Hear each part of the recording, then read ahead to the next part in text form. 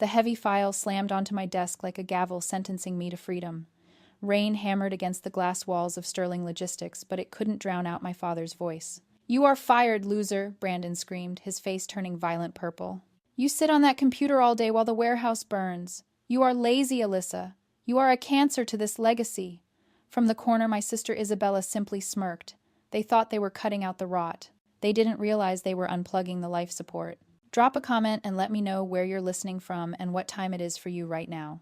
I'd love to know who's part of our community. Most people in that room expected tears. They expected me to beg, to explain, to point out the thousands of hours I had poured into keeping this sinking ship afloat. But begging is for people who have no options, and crying is for people who have lost something valuable.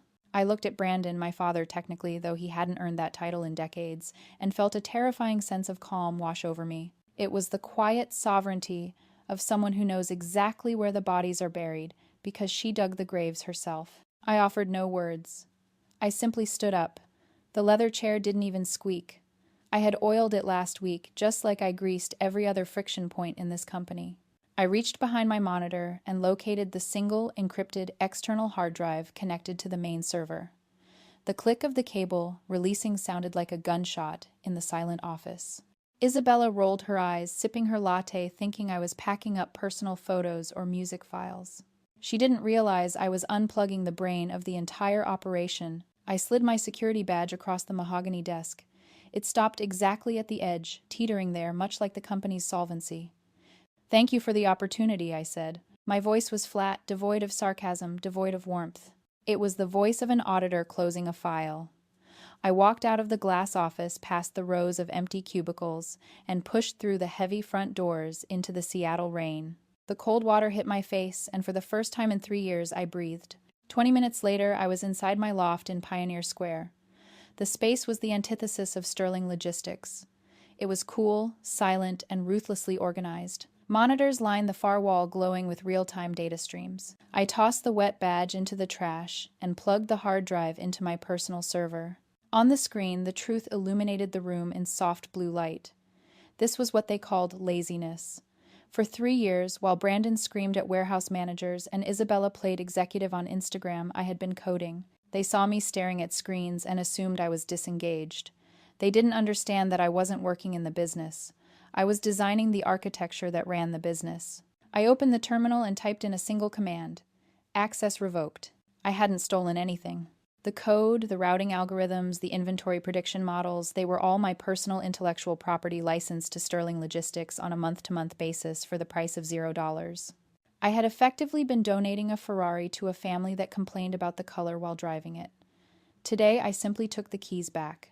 But that wasn't the only leverage I had. A second window opened, logging into a secure portal for a shell corporation named Apex Ventures. My family thought I was broke, living paycheck to paycheck on the meager salary they deigned to pay me. They didn't know about the software patch I sold to a supply chain giant 2 years ago for $504,000. They didn't know that, instead of buying a luxury car or a condo, I had used that capital to form Apex Ventures. And through Apex Ventures, I had been quietly buying up Sterling Logistics' distressed debt from banks that were too nervous to hold it. I looked at the balance sheet. I wasn't just their fired employee. I was their majority creditor. They had fired the only person who knew how to run the company, and worse, they had just declared war on the bank. I took a sip of tea, watching the rain streak against the window. They wanted a boss. Tomorrow they would get one. That night, the notifications on my phone lit up the dark loft like warning flares. I hadn't left the family group chat yet. I wanted to see them celebrate. It was a masochistic impulse, perhaps, or maybe just data collection. I opened the thread, and there it was, a high-resolution photo taken at the Prime Cut, the most expensive steakhouse in Seattle. Brandon was holding a glass of Cabernet, his face flushed with the kind of manic joy usually reserved for winning a lottery. Beside him, Isabella was beaming, clutching a flute of champagne. The caption typed by my father read, "Trimming the fat, Sterling Logistics is finally lean and efficient to new beginnings." I zoomed in on the image. They weren't just happy I was gone. They were euphoric. It was a victory lap. Minutes later, Isabella posted a story to her personal feed. It was a selfie taken in my old office, her designer boots resting on the desk I had cleared out hours ago. The caption read, "Finally, a VP office that fits my vibe.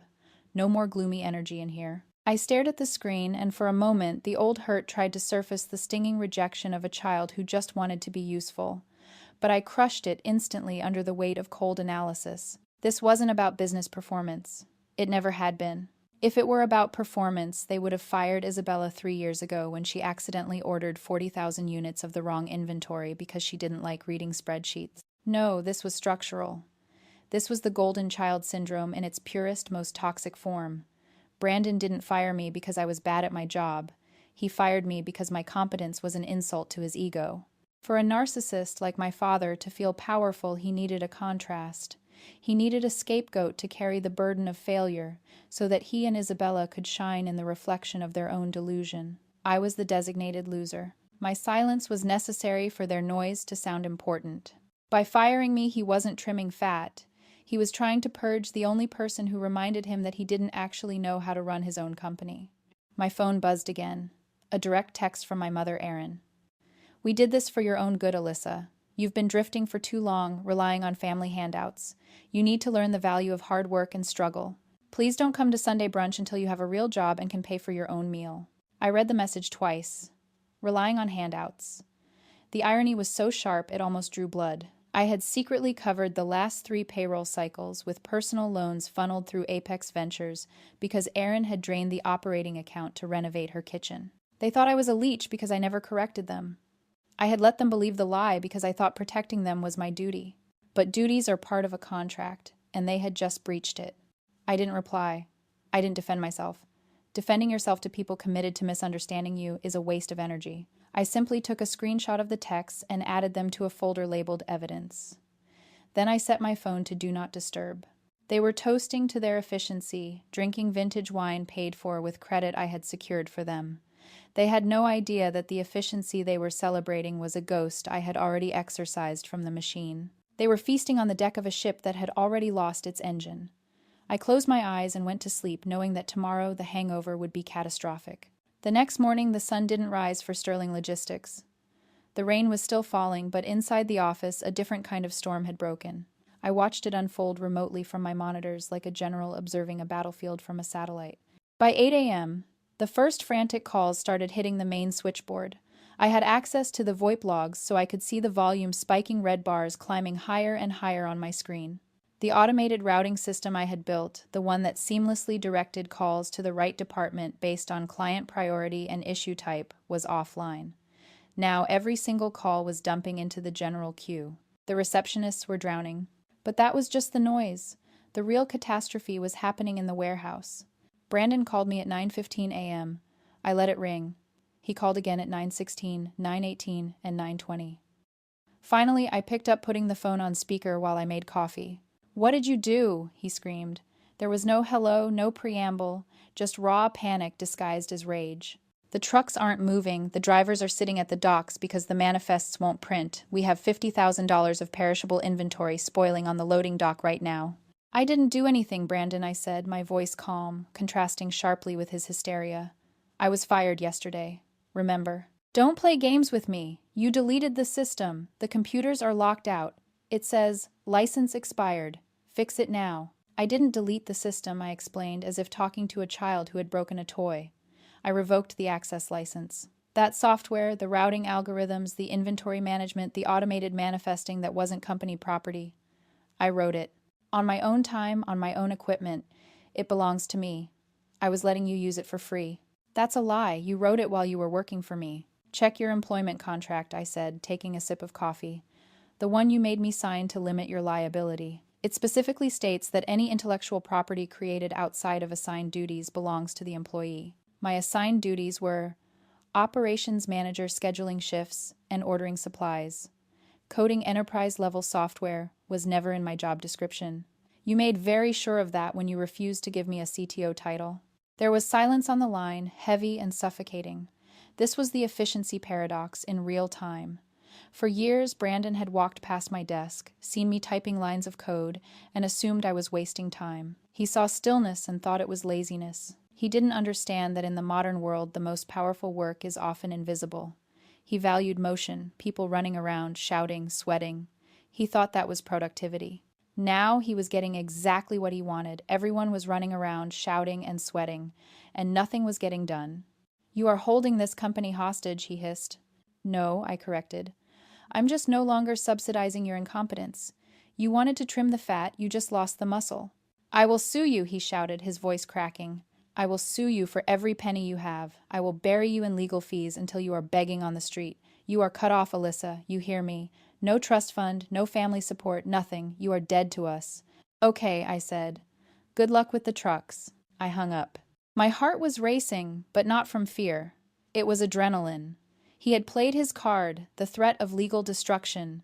It was the only move he had left. He thought he could bully me into submission because he still saw me as his dependent daughter. He didn't know he was threatening the one person who held the deed to his glass house. I turned back to my screens. A new notification popped up on my secure dashboard.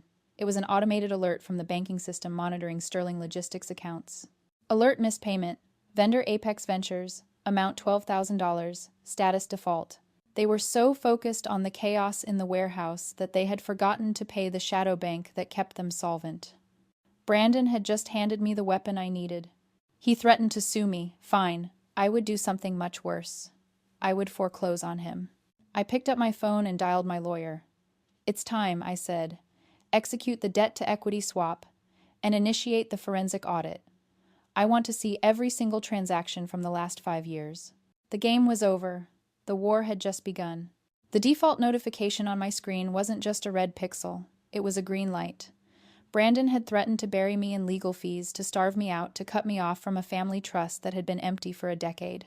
He was trying to fight a modern war with medieval weapons, shouting intimidation and bluster. He didn't realize I had already deployed the nuclear option. I dialed my attorney, Marcus. "They missed the payment," I said. "Execute the debt-to-equity swap. Convert the outstanding loans into voting stock immediately. And file the emergency injunction to freeze the corporate accounts." "Are you sure?" Alyssa Marcus asked. "Once we file this, there's no going back. It's a hostile takeover." "It's not hostile," I corrected, watching the rain streak down my loft window. "It's a rescue mission. Do it." I hung up and turned back to my server. Now that Apex Ventures, my anonymous holding company, had technically triggered the ownership clause, I had the legal right to access the raw, unfiltered financial data of Sterling Logistics. For 3 years as the operations manager, I had only seen the operational budget. I knew how much we spent on fuel packaging and payroll. But the executive accounts, the discretionary spending that Brandon and Aaron guarded like state secrets, those had always been black boxes. Not anymore. I initiated the forensic audit script I had written months ago, just in case this day ever came. The program crawled through 5 years of bank statements, credit card logs, and vendor invoices. It wasn't looking for profit. It was looking for anomalies. It was looking for the rot. It took 6 minutes for the algorithm to flag the first discrepancy. I leaned in, my eyes narrowing. Under the category of marketing consultants, there was a recurring monthly payment of $4,000 to a vendor listed as Prestige Solutions, LLC. I ran a background check on the LLC. It was registered to a residential address in Bellevue. A quick cross-reference with social media confirmed my suspicion. The address belonged to Isabella's boyfriend, a DJ named Kyle, who had never consulted on anything in his life other than a playlist.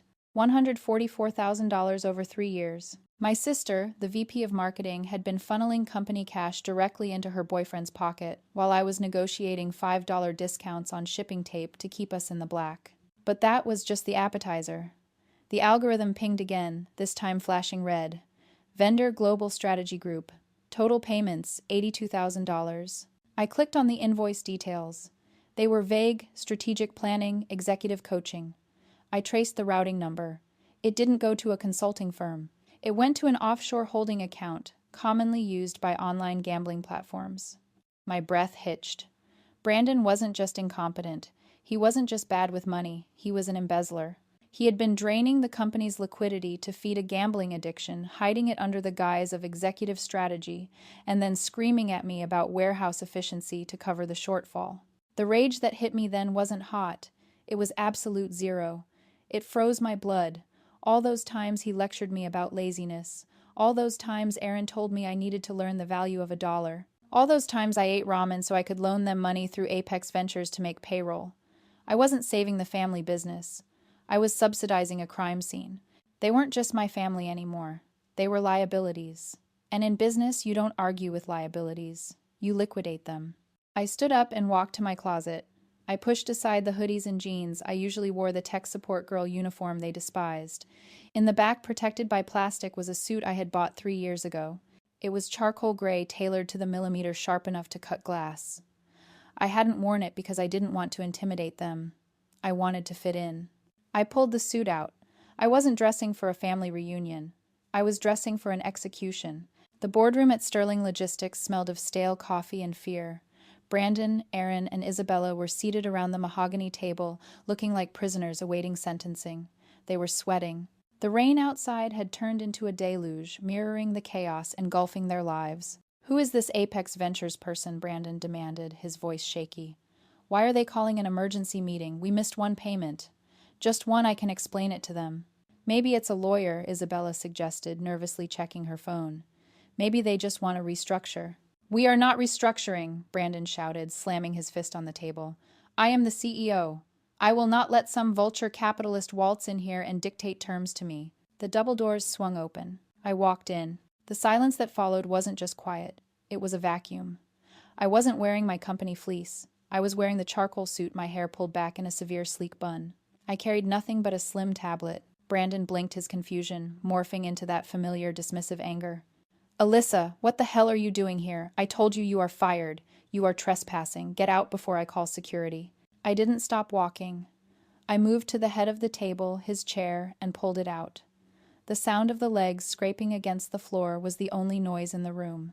I sat down, placed my tablet on the surface, and looked him dead in the eye. "Sit down, Brandon," I said. "Excuse me," he sputtered, his face reddening. "You don't give orders here. Security."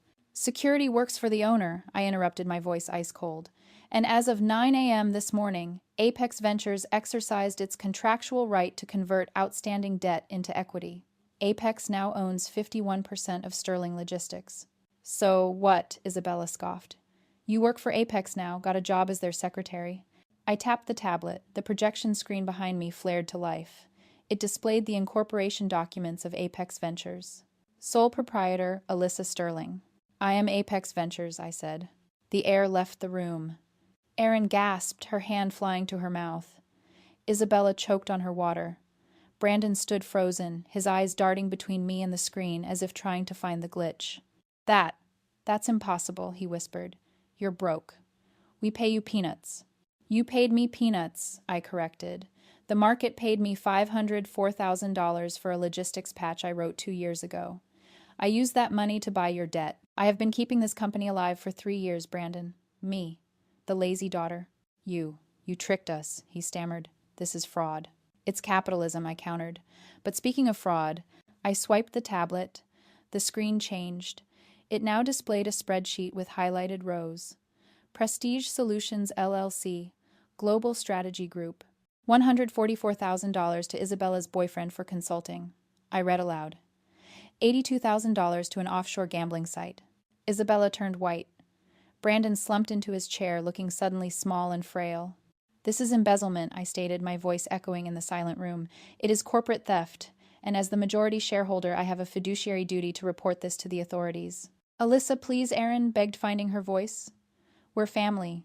You can't send your father to jail." "Family?" I asked, raising an eyebrow. "Yesterday you told me I wasn't welcome at brunch until I had a real job." "Well, Mom, I have a real job now. I'm the chairman of the board." I slid 3 documents across the table. "These are resignation letters," I explained. "And these are transfers of your remaining voting rights. You sign them, and I won't file charges. You walk away with nothing, but you walk away free." "I raised you," Brandon shouted, trying one last desperate manipulation. "This company is my legacy. You can't take it." "You fired me for being lazy, Dad," I replied, standing up. "I'm just showing you how efficiently I can work." I uncapped a pen and set it down in front of him. "Sign." He looked at me then, at the screen with his gambling debts, then back at me. He saw no mercy in my eyes, only the reflection of his own failure.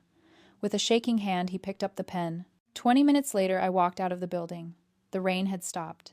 The air smelled clean, washed of all the dust and lies. I hadn't kept the company. Running Sterling Logistics would have meant keeping a tether to the past, and I wanted to be free. 10 minutes after they signed the papers, I sold the entire operation to our biggest competitor. I didn't sell it for a profit. I sold it for parts with one strict stipulation: the buyer had to honor the pensions of the warehouse workers Brandon had tried to loot. I stood on the sidewalk and pulled out my phone. I opened the family group chat one last time. It was silent now. No more champagne toasts. No more insults. I hit delete group. I got into my car and drove to a small coffee shop in Capitol Hill, a place where no one knew my name. I ordered a green tea, opened my laptop, and stared at the blank screen. For the first time in years, I wasn't coding to save someone else. I wasn't coding to prove I was worthy. I typed a single line of code. A new project. Just for me.